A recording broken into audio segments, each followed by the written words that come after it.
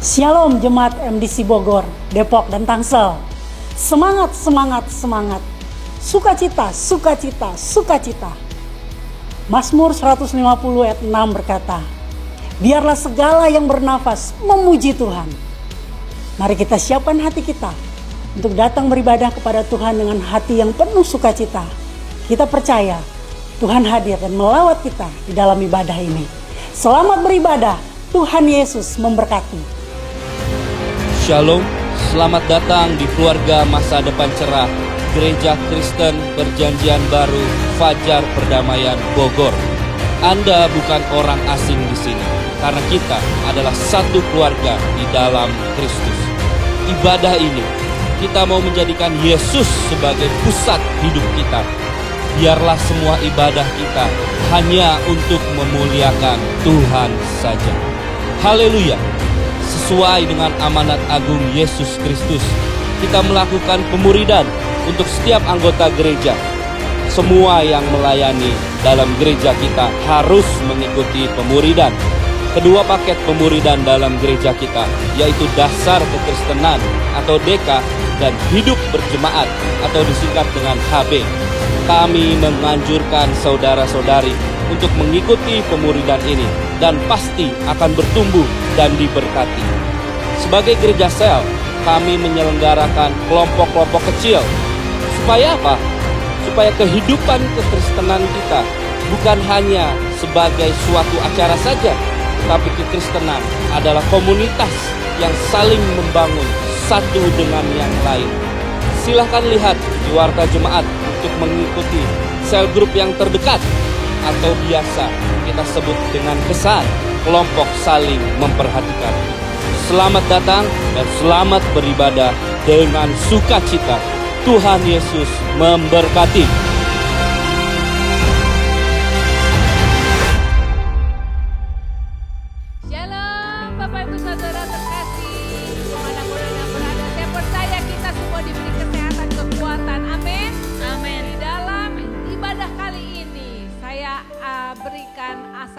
Di dalam 1 Tawarin 16 ayat 31.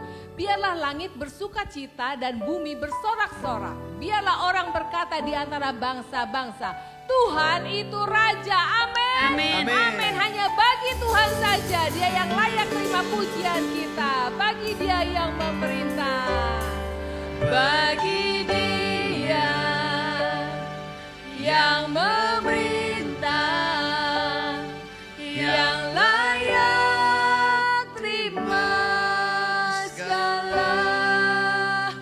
pujian bagi Dia, benar Tuhan yang bertahta, surga bumi sujud menyembah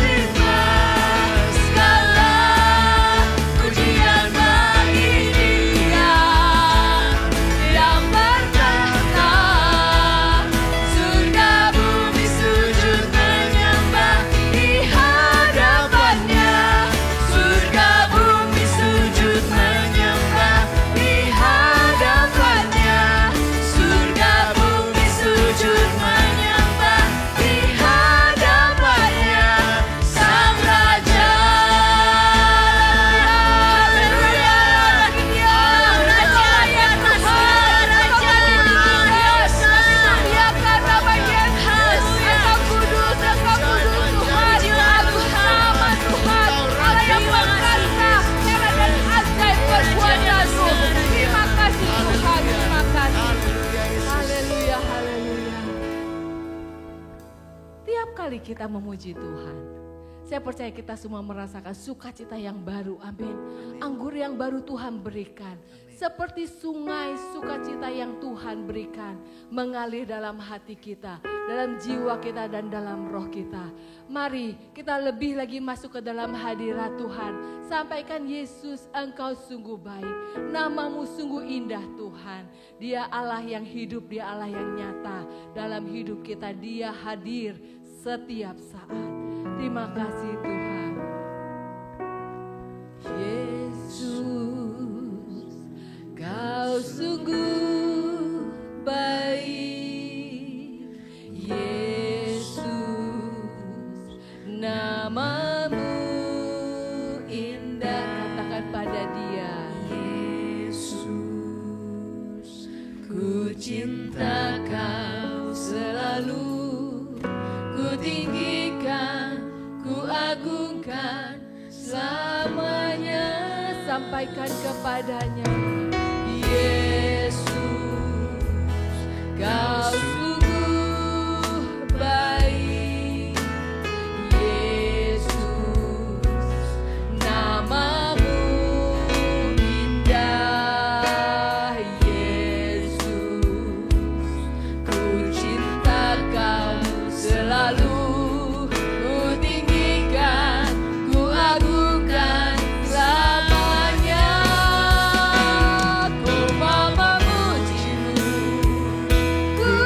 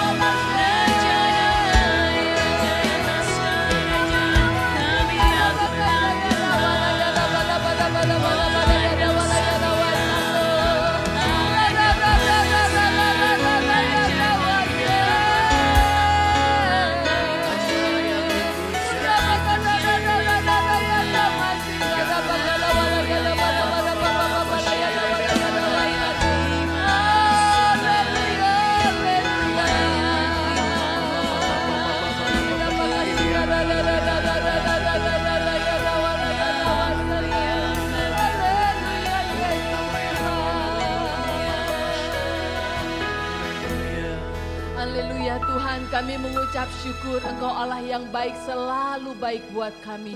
Engkau Yesus pribadi yang manis Tuhan. Tanpamu Tuhan kami tidak bisa apa-apa. Engkaulah pujaan hati kami. Engkaulah tempat perteduhan kami Tuhan. Terima kasih Tuhan, terima kasih. Kami naikkan pujian penyembahan kepada nama Yesus saja. Terima kasih Bapa, terima kasih. Kami siap mendengarkan firman Allah. Kiranya Engkau mengurapi beliau yang akan menyampaikannya.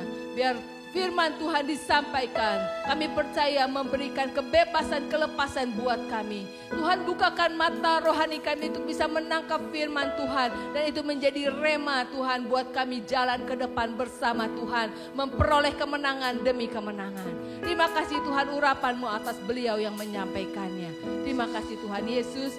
Kami naikkan pujian penyembahan di dalam nama Tuhan Yesus Kristus. Haleluya. Amin. Shalom Bapak Ibu Saudara-saudari, saya percaya hari ini kita diberkati dan dilindungi oleh Tuhan dimanapun kita berada semua. Berjumpa lagi dalam ibadah online pada hari Minggu ini dan kita akan menerima kebenaran firman Tuhan yang sejati. Oke, hari ini saya akan membawakan satu kebenaran firman Tuhan yang sederhana dan kita ambil dari kisah seorang nabi yang luar biasa di Perjanjian Lama, yaitu seorang nabi yang bernama Nabi Elisa. Yes, siapa yang tidak kenal dengan Nabi Elisa ini? Seorang nabi yang menjadi murid nabi lain lagi yang terkenal, yaitu Nabi Elia. Jadi jangan kebalik Bapak Ibu. Elia itu adalah gurunya dari Elisa. Dan kita akan belajar dari kehidupan dan sebuah peristiwa dari Nabi Elisa. Saya perkenalkan judul pada hari ini yaitu digging ditches atau bahasa Indonesianya mencangkul parit. Kebenaran ayatnya diambil dari 2 Raja-Raja 3 ayat 9 sampai yang ke-20. Cerita singkatnya tentang kejadian ini adalah yaitu ada 3 raja, yaitu Raja Israel, Yehuda, dan Edom yang mau maju berperang bersama melawan Raja Moab. Bapak Ibu Saudara, kalau kita tahu secara logika sederhana 3 lawan 1, kira-kira yang menang yang mana? Pasti yang jumlahnya lebih besar. Ya, 3 raja melawan 1 kerajaan. Oh, ini mudah sekali berpikir logisnya bahwa 3 raja ini akan menang lawan 1 kerajaan, yaitu Raja Moab. Tetapi Bapak Ibu Saudara-saudari sekalian, mereka mengalami kehausan yang sangat. Saat apa? Saat berjalan menuju Moab. Mereka menjadi masalah karena berada di tengah-tengah gurun. Jadi mereka kehausan sedemikian rupa. Melalui cerita ini, kita akan belajar tentang sesuatu yang sangat penting. Yaitu, your greatest need become a blessing when it drives you to depend on God. Saya ulangi sekali lagi, your greatest need become a blessing when it drives you to depend on God. Yang artinya kesulitan yang kita hadapi akan menjadi berkat jika itu mendorongmu dan membawamu untuk mengandalkan Tuhan Yesus saja. Amin. Luar biasa. Mari kita baca ayatnya satu persatu. Mulai dari ayat yang ke-9 dari 2 Raja-Raja 3. Ayat ke-9 berkata, maka berjalanlah Raja Israel dan Raja Yehuda dan Raja Edom. Tetapi sesudah mereka berkeliling 7 hari perjalanan jauhnya, maka tidak terdapat air untuk tentara dan untuk hewan yang mengikuti mereka. Bapak Ibu, kalau berperang itu zaman dahulu mereka bawa pasukan tentunya, bawa peralatan tentunya, dan juga membawa ternak. Untuk apa? Persediaan makan. Karena penting makanan untuk prajurit supaya kuat dan sehat dalam pertempuran. Tetapi hal yang penting juga Bapak Ibu, air. Di ayat 9 ini mereka tidak terdapat air untuk tentara dan untuk hewan yang mengikuti mereka. Ayat yang ke-10. Lalu berkatalah Raja Israel, wahai Tuhan, telah memanggil ketiga raja ini untuk menyerahkan mereka ke dalam tangan Moab. Ayat 11, tetapi bertanyalah Yosafat, Tidak adakah di sini seorang nabi Tuhan? Nah. Apa ini? Mulai ingat sama Tuhan kalau lagi ada masalah. Tidak adakah di sini seorang nabi Tuhan? Supaya dengan perantaraannya kita meminta petunjuk Tuhan. Lalu salah seorang pegawai Raja Israel menjawab, katanya, di sini ada Elisa bin Safat yang dahulu melayani Elia. Nah, Elia adalah guru dari Elisa. Berkatalah Yosafat, memang padanya ada firman Tuhan. Sesudah itu, pergilah Raja Israel dan Yosafat dan Raja Edom kepada Elisa. Bapak Ibu, ketiga raja ini kita bisa tahu dari ayat yang sudah kita baca, mereka tidak mengindahkan Tuhan. Mereka tidak menyembah Allah yang hidup. Mereka berjalan dengan plan mereka, dengan rencana mereka saja. Mereka baru ingat Tuhan kalau sedang menghadapi masalah. Apa masalah mereka? Saya ulangi sekali lagi. Mereka tidak punya air dalam berjalan di padang gurun mendekati kerajaan Moab. Lalu mereka ingat dengan Elisa yang bisa mengadakan mujizat. Elisa ini terkenal dengan mujizat, Bapak Ibu. Kita ingat Elisa ini banyak mengadakan mujizat, yaitu saat apa? Membelah sungai Yordan. Membelah air sama seperti Musa. Dan menjernihkan air yang beracun di Yeriko. Juga dia pernah.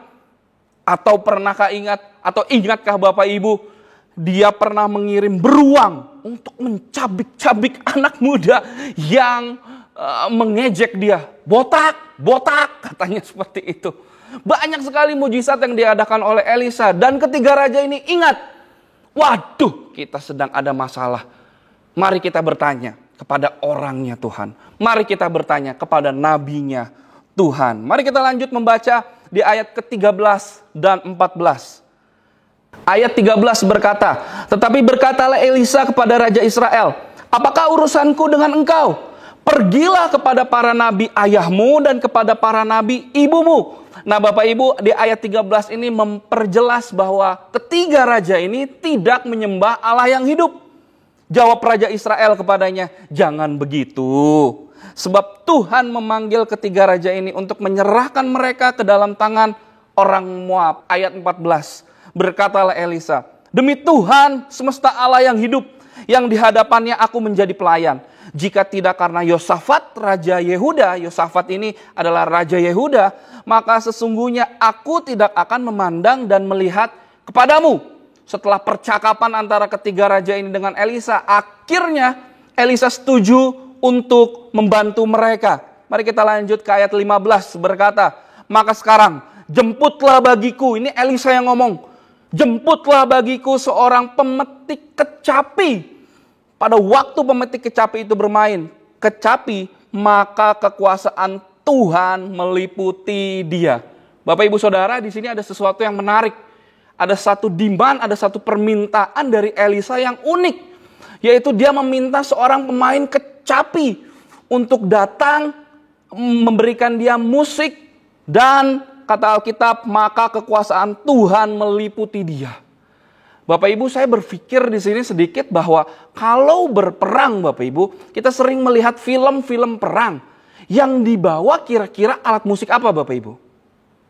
Yes, benar. Banyak sekali film-film musik, film-film perang yang kita lihat kalau ada yang berperang, alat musik yang dibawa adalah alat musik drum, tabuh gendang. Karena untuk apa? Meningkatkan semangat saat ingin berperang maju melawan musuhnya. Dung, dung, dung, dung, dung, dung, dan lain sebagainya. Kecapi. Dalam bahasa Inggrisnya harpa.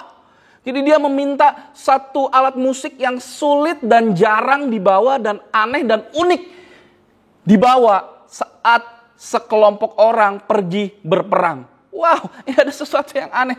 Jadi mungkin saat itu ada usaha dari ketiga raja ini membawa kecapi, harpa untuk musik bagi Elisa.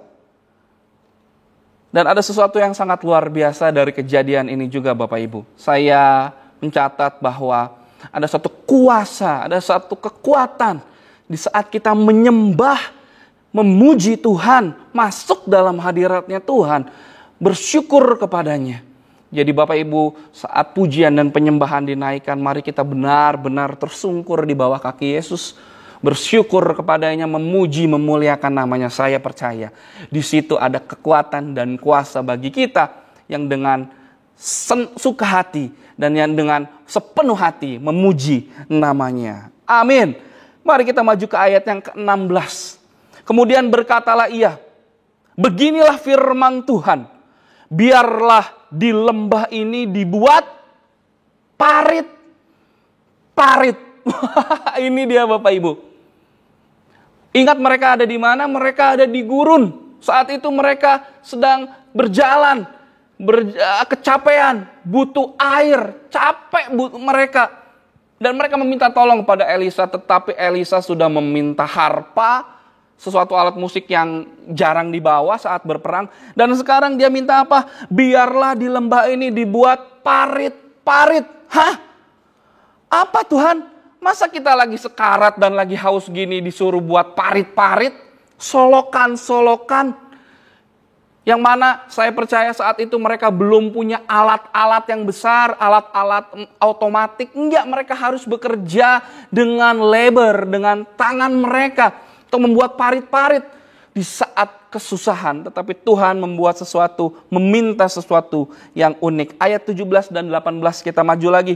Sebab beginilah firman Tuhan, kamu tidak akan mendapat angin dan hujan, namun lembah ini akan penuh dengan air, sehingga kamu serta ternak sembelihan dan hewan pengangkut dapat minum. Ayat 18. Dan itu pun adalah perkara ringan di mata Tuhan. Juga orang Moab akan diserahkannya ke dalam tanganmu. Wow, ini sangat luar biasa. Begitu ringannya semua permintaan di hadapan Tuhan. Dan begitu perkasanya Tuhan untuk melakukan mujizat. Tapi ingat, yang pertama, digging ditches. Yang pertama Tuhan meminta kita untuk pacul parit. Memacul parit. Dari cerita ini, kita akan terapkan dalam kehidupan kita. Dan saya mau sharing 2 prinsip yang bisa kita pelajari dari kisah Elisa ini. Tanpa panjang waktu lagi, mari kita lihat di poin yang pertama, yaitu only God can send the water, but sometimes He want you to dig a ditch. Yang jika saya terjemahkan, hanya Tuhan yang bisa mengirimkan air, hanya Tuhan yang bisa membereskan masalah kita. Tetapi yang pertama kali Dia ingin kita untuk mencangkul parit. Apa artinya? Yakobus 2 ayat 26 berkata, sebab seperti tubuh tanpa roh adalah mati, dan demikian jugalah iman tanpa perbuatan adalah mati. Bapak Ibu Saudara coba berpikir, masa Tuhan yang penguasa alam semesta ini, yang kita kemarin baru merayakan kematian dan juga kebangkitan Tuhan Yesus dan kenaikan Tuhan Yesus, yang punya alam semesta ini yang luar biasa, gak bisa melakukan cangkul parit? Saya mau tanya, Dia bisa sekali. Dia bisa mendatangkan air dengan mudahnya, hujan dengan mudahnya. Bahkan saat itu kalau mereka mau minum banyak, tinggal dibuat danau. Danau jadi, sungai jadi, lautan jadi, samudra jadi, kesembuhan terjadi, berkat terjadi dalam kehidupan kita dan lain sebagainya. Tetapi mengapa Tuhan ingin kita mencangkul parit? Tuhan menyuruh kita untuk mencangkul parit secara manual. Karena apa? Karena Tuhan ingin kita berpartisipasi di dalam mujizatnya. Tuhan itu ingin berkata, show me your faith and I will show you my faithfulness. Show me your faith and I will show you my faithfulness. Tuhan itu suka melihat iman kita. Di perjanjian baru, seringkali berulang kali kita lihat saat Yesus melihat iman mereka. Bukan merasakan atau apa, kata kerja yang dipakai adalah Jesus see their faith. Yesus melihat iman mereka. Bagaimana cara kita melihat iman seseorang? Iman itu nggak dilihat tiba-tiba di atas kepalanya ngepul gitu, ada lidah-lidah api, ada sesuatu yang bisa dilihat. Tidak. Iman dari seseorang bisa dilihat, yaitu dengan perbuatannya. dengan tindakan yang dilakukannya. Contoh, saat Petrus keluar dari perahunya dan berjalan di atas air menuju Tuhan Yesus. Kalau dia ragu-ragu, kalau dia takut, kalau dia nggak mau, tidak pernah ada mujizat orang pertama kali berjalan di atas air selainnya Yesus, yaitu Petrus. Dan dia mengambil langkah iman untuk keluar dari perahunya, mendekati Yesus, dan dia berjalan di atas air. Tuhan ingin kita berpartisipasi dan ambil tindakan dalam setiap iman kita. Itu tetap mujizatnya Yesus. Itu tetap kekuasaannya dia. Tapi dia ingin kita mengambil bagian. Contoh lain lagi yaitu seorang yang lumpuh Bapak Ibu. Dan Yesus berkata, bangun dan ambil matrasmu dan berjalanlah. Orangnya lumpuh Bapak Ibu. Dia tahu dia gak punya kekuatan untuk menggerakkan badan-badannya. Tetapi Yesus bilang, hei bangun, ambil matrasmu dan berjalanlah. Dia ambil langkah iman. Aku gak punya kekuatan nih Tuhan. Udah berapa lama nih aku gak punya kekuatan. Tetapi ya Engkau juga yang suruh lah. Dan saat dia menggerakkan otot-otot dan tubuhnya, loh bisa bergerak. Dan dia bergerak. Dia menerima mujizat. Lalu Yesus menyembuhkan orang yang yang buta di Siloam. Dia apa? Dia mencuci matanya. Dan saat dia mencuci matanya di Siloam, tindakan iman dia lakukan. Dia dapat melihat. Only God can send the water, but sometimes He wants you to dig your ditch. Hanya Tuhan yang dapat memberikan kita berkat, memberikan kita air, membereskan setiap masalah kita. Tetapi Dia ingin kita untuk mencangkul parit kita. Apa parit kita hari-hari ini? Apa langkah iman yang harus kita ambil di dalam kehidupan kita sekarang, di masa yang sulit ini, di pandemi yang terus berkelanjutan, dan lain sebagainya. Only God can send the water. But sometimes He wants you to take your ditch, to dig your ditches.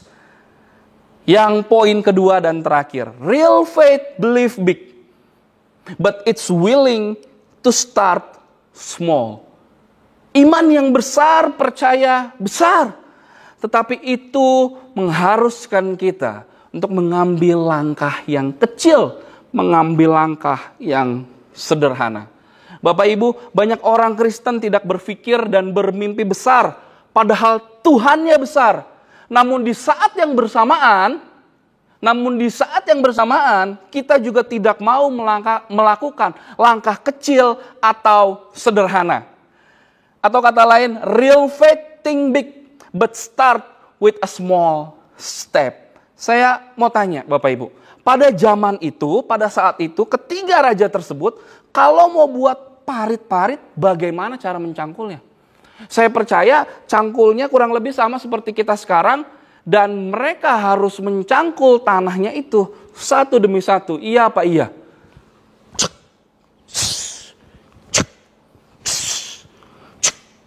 Yang di sebelah sana. Yang di sebelah sana. Satu demi satu. Satu demi satu. Kecil demi kecil. Dikerjakan sedikit demi sedikit. Itulah cangkul kita. Mengerjakan hal-hal yang sederhana dan kecil. Mari kita lihat Zakaria 4 ayat yang ke-10 dalam versi NLT bahasa Inggris. Do not despise this small beginning. Do not despise these small beginnings. For the Lord rejoices to see the work begin. Mungkin kita punya visi atau mimpi yang besar Bapak Ibu.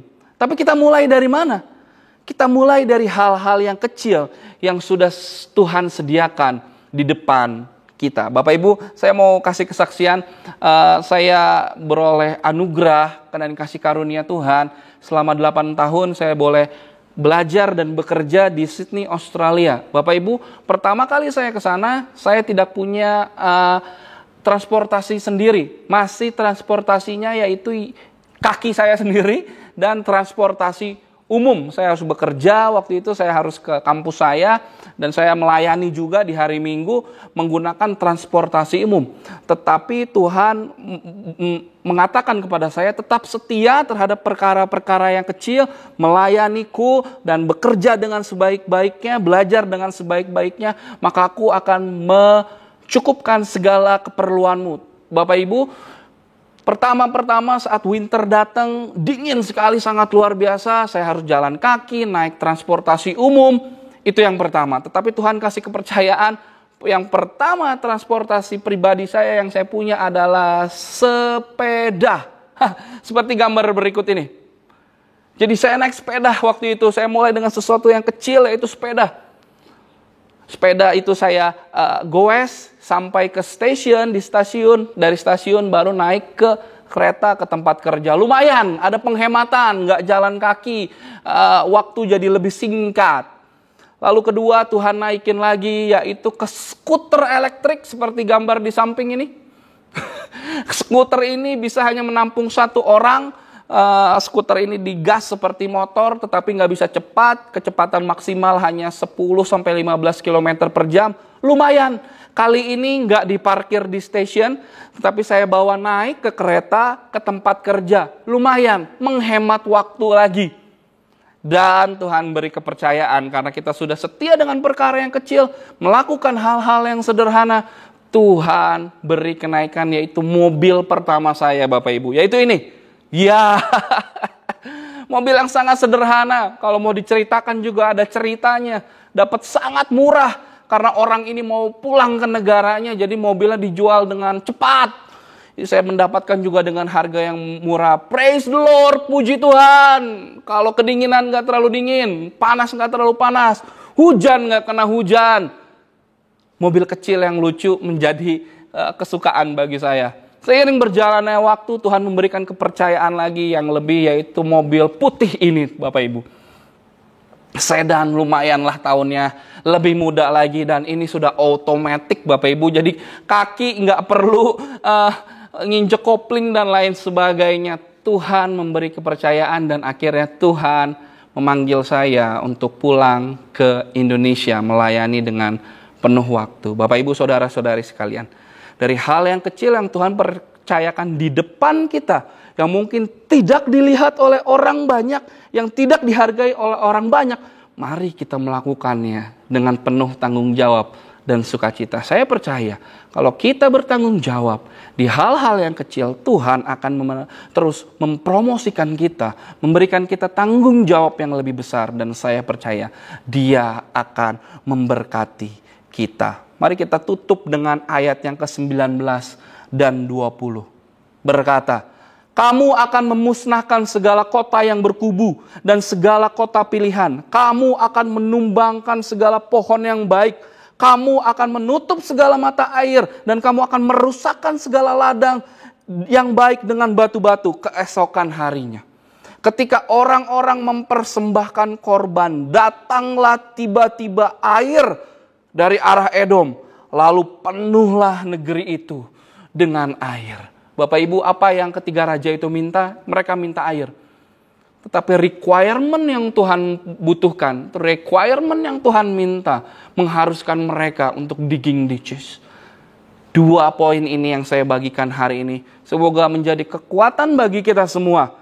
Mungkin dari kita sekarang ada yang benar-benar membutuhkan pertolongan, atau dalam situasi yang terjepit. Ingat selalu bahwa kebutuhan kita akan menjadi berkat jika kita berharap hanya kepada Tuhan saja yang bisa mengairi setiap masalah kita. Tapi kadang Dia ingin kita untuk mencangkul parit kita masing-masing. Real faith, believe big, but it's willing to start small. Tuhan Yesus memberkati. Sampai jumpa. Kita telah mendengarkan firman Tuhan. Saya percaya firman Tuhan memberi kekuatan buat kita. Terima kasih untuk hamba Tuhan yang sudah menyampaikannya urapan dari Tuhan untuk hambanya lebih lagi. Puji Tuhan. Saat yang indah buat kita memberi kepada Tuhan dalam bentuk persembahan. Di dalam 2 Korintus 9 ayat 10. Ia yang menyediakan benih bagi penabur dan roti untuk dimakan. Ia juga yang akan menyediakan benih bagi kamu dan melipat gandakannya dan menumbuhkan buah-buah kebenaranmu. Puji Tuhan, haleluya, firman Tuhan ya dan amin. Persembahan Bapak Ibu bisa disampaikan ke dalam bentuk persembahan kepada nomor rekening yang tertera di layar. Mari kita bersatu hati di dalam doa sebelum memberi persembahan. Tuhan Yesus, kami mengucap syukur untuk kebaikan-Mu. Terima kasih untuk kehadiran-Mu Tuhan. Saat ini kami rindu memberi untuk pekerjaan Tuhan. Biarlah Tuhan memberkatinya, biar nama Tuhan dipermuliakan, banyak orang diselamatkan. Kami memberi dengan sukacita di dalam nama Tuhan Yesus Kristus. Haleluya, amin. Apa yang tak pernah dilihat mata dan tak pernah didengar telinga, yang tak pernah timbul di dalam hati, semua disediakannya bagi yang mengasihi Dia. Allah sanggup melakukan segala perkara, lurus jalan dan zamannya, kuasanya tidak berubah. Allah sanggup melakukan segala perkara, lurus jalan dan zamannya, kuasanya tak berubah. Lurus jalan dan zamannya, lurus jalan dan zamannya, lurus jalan dan zamannya, kuasanya tak berubah. Terima kasih, Tuhan Yesus memberkati. Bapak Ibu, untuk ibadah minggu depan kita akan dilayani oleh Bapak Pendeta Immanuel Kok dari Makassar. Ibadah akan dilakukan secara hybrid. Untuk ibadah online, Bapak Ibu dapat mengakses pada hari Sabtu pukul 5 sore di MDC Bogor online. Dan untuk ibadah onsite, Bapak Ibu kami mengundang untuk datang pada hari Sabtu pukul 5 sore dan pada hari Minggu pukul 9 pagi. Mari kita tetap semangat beribadah. Kegiatan doa kita selama 1 minggu ini bisa Bapak Ibu ikuti sesuai dengan jadwal yang tertera di layar. Khusus untuk doa fajar spesial hari Senin 6 Juni 2022 pukul setengah 6 pagi akan dilayani oleh Pendeta Agus Lianto dengan tema Closing Revival Prayer. Mari Bapak Ibu Saudara, kita terus semangat berdoa bersama-sama. Bagi Bapak Ibu yang belum bergabung di dalam kesan, kami mengundang Bapak Ibu untuk ikut di dalam kesan. Kelompok saling memperhatikan. Untuk informasi lebih lanjut dan jadwalnya bisa Bapak Ibu menghubungi sekretariat. Mari kita semangat mengikuti kesan. Akan kembali dibuka kelas dasar kekristenan Bogor, Depok, dan Tangsel. Kelas DK periode 5 Juni sampai 11 September 2022 diadakan setiap hari Minggu secara online via Zoom. Untuk biaya pendaftaran 50.000 untuk jemaat MDC dan 120.000 untuk jemaat di luar MDC. Pendaftaran terakhir pada tanggal 4 Juni 2022. Untuk informasi selanjutnya dapat menghubungi Saudara Eva dengan nomor telepon yang tertera di layar. Doa penyerahan anak untuk Bogor, Depok, dan Tangsel diadakan tanggal 26 Juni 2022 secara online jam 4 sore dan dilayani oleh Pastor Lambert. Syarat penyerahan anak ini adalah orang tua mengisi form dan salah satu orang tua sudah menerima baptisan selam dan mengirimkan fotokopi surat baptisan ke sekretariat.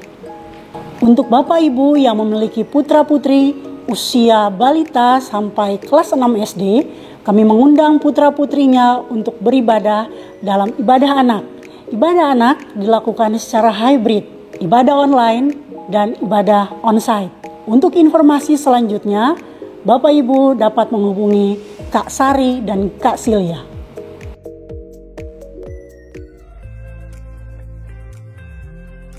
Halo Bapak, Ibu, dan teman-teman semua. Perkenalkan, nama saya Hizkia Pardamenestu Kristian Wibawa dari MDC Bogor di kelas DK Angkatan 63. Pandangan saya tentang Tuhan Yesus setelah mengikuti DK, saya jadi makin yakin kalau Tuhan Yesus itu juru selamat dan saya bisa lebih dekat dengan Tuhan sebagai pribadi yang menyelamatkan saya. Perubahan dan manfaat yang saya dapatkan setelah mengikuti DK, kalau dulu saya melakukan itu sebagai rutinitas agamawi, tapi sekarang saya bisa menyembah, berdoa, dan mendengarkan firman Tuhan ada maknanya. Kalau menyembah, saya seperti merasakan Tuhan hadir. Saat saya berdoa, saya seperti berbicara langsung, tidak sendirian. Dan saat saya mendengarkan firman Tuhan, saya seperti mengalami langsung apa yang Tuhan firmankan itu. Pelajaran yang berkesan dari DK bagi saya ada di pelajaran bab 9, yaitu tentang doa. Dalam doa, saya lebih banyak membangun relasi dengan Tuhan. Di bab itu dijelaskan tentang arti, tujuan, dan manfaat dari doa. Jadi saya semakin yakin dalam doa hubungan saya dengan Tuhan makin dekat. Saya mengajak Bapak, Ibu, dan teman-teman semua, ayo daftarkan diri Anda untuk mengikuti kelas DK di MDC Bogor. Saya yakin ini akan membawa perubahan dan manfaat bagi Bapak, Ibu, Saudara semua.